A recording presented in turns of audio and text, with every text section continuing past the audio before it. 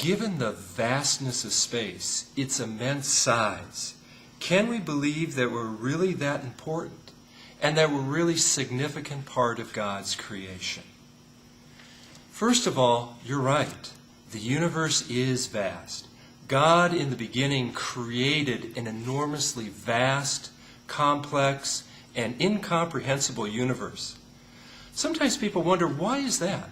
Why did God create this enormously vast universe?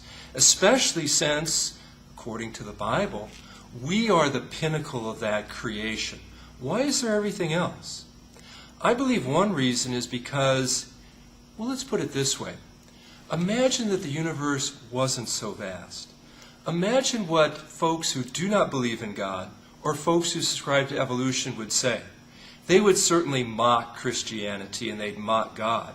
They'd say, some God, some powerful God you have.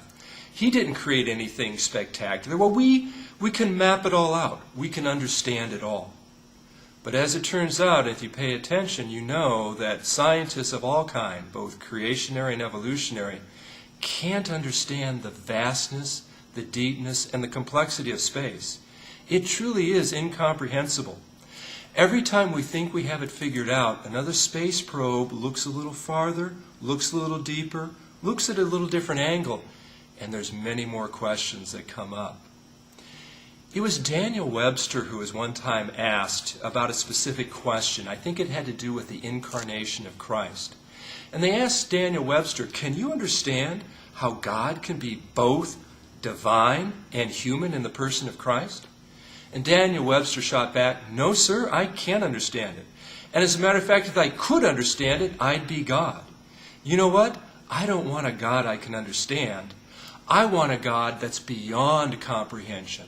A God that I can understand is really no God at all. So, is the universe vast? Absolutely. How can we be assured then that we are significant?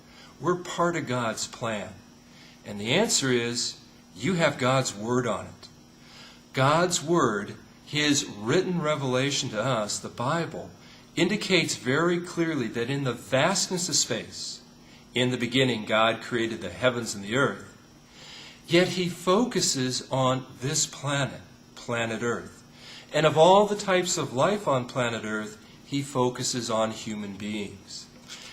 Originally, human beings were perfect, but yet they sinned.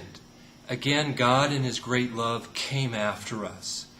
All this demonstrates that in spite of the complexity of outer space, in spite of the vastness of the universe, that God really does care about us. He sent His only Son. His Son paid the price that we could not do in order to reconnect us to that vast God. Sometimes people ask me, well, how can you understand the vastness of the universe? I can't. The only thing I can do is rely on the reliable witness. God has given me His Word that He created everything, He created me, and He loved me so much that He is willing to die for me and redeem me. I don't know the answers completely today, but thank God at some point in the future, when I'm in heaven with Him and the saints, maybe I'll have a little bit of time to investigate the answer more fully.